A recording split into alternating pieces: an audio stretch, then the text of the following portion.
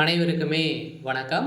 சற்று முன் கிடைத்திருக்கக்கூடிய ஒரு மிக மிக முக்கியமான செய்தி ஒன்று வெளியாகி உள்ளது.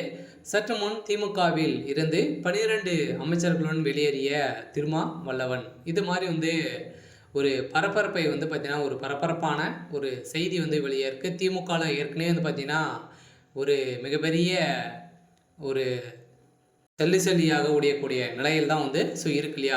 திமுகவில் இருக்கக்கூடிய அமைச்சர்கள் அனைவருமே பார்த்தோன்னா, எங்கே பார்த்தாலும் ஊழல், கொள்ளை இது மாதிரி பார்த்தீங்கன்னா, நிறைய விஷயத்தில சொத்து குவிப்பு வழக்கில பார்த்தீங்கன்னா, சிக்கிய சம்பவத்தின் அடிப்படையில திமுகல திமுகவுடைய ஆட்சிக்கு ஒரு மிகப்பெரிய கேள்விக்குறி வந்துருச்சு. இருந்தாலுமே வருகின்ற சட்டமன்ற தேர்தல்ல பார்த்தீங்கன்னா, திமுக போட்டியிடுமா அப்படின்றத ஒரு மிகப்பெரிய கேள்வியாகவே இருந்திருக்கக்கூடிய நிலையில, இது ஒரு பக்கம் இருந்தாலுமே உதயநிதி ஸ்டாலின் அவர்கள் பார்த்தீங்கன்னா, தமிழகத்தில திமுகல பார்த்தீங்கன்னா, புதியதாக அவர் சொல்லக்கூடியவர்கள் மட்டுமே தான் பார்த்தீங்கன்னா, இதில அமைச்சராக இருக்க வேண்டும். அந்த தேர்தல்ல போட்டியிட வேண்டும் அப்படின்ற மாரி பார்த்தீங்கன்னா, இப்ப அவருடைய வாய்க்கோலப்பால பார்த்தீங்கன்னா, அதிரடியாக வசமாக சிக்கியிருக்காரு. ஆனா திமுகவுடைய சல்லி சல்லியாக உடையக்கூடிய நிலை இருக்கு. இருந்தாலுமே ஏற்கனவே அனைவருக்குமே தெரியும். திமுகல உதயநிதி ஸ்டாலின் அவர்கள் வந்ததிலிருந்தே பார்த்தீங்கன்னா, ஒரு மிகப்பெரிய பிரச்சனையாகவே இருக்கு. இருந்தாலுமே வருகின்ற சட்டமன்ற தேர்தலில் மூத்த அமைச்சர்கள், அதே மாரி கூட்டணியில் இருக்கக்கூடிய முக்கிய அமைச்சர்கள், அதே மாரி திமுக விசிகாவுடைய நிர்வாகி திருமாவளவன் அவர்களும் பார்த்தீங்கன்னா, இந்த திமுகலேருந்து பார்த்தீங்கன்னா விலகுவதாக ஒரு அனௌன்ஸ்மெண்ட் குடுத்திருக்காரு.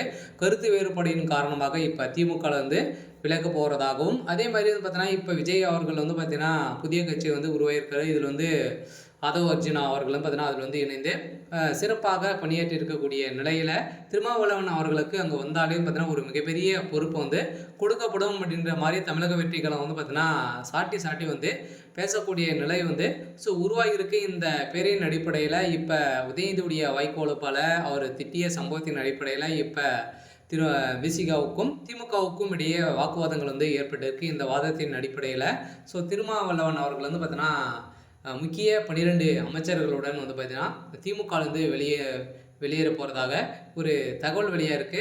இந்த தகவலின் அடிப்படையில் தான் திமுகல ஒரு மிகப்பெரிய அதிர்ச்சியை ஏற்படுத்தியிருக்கு.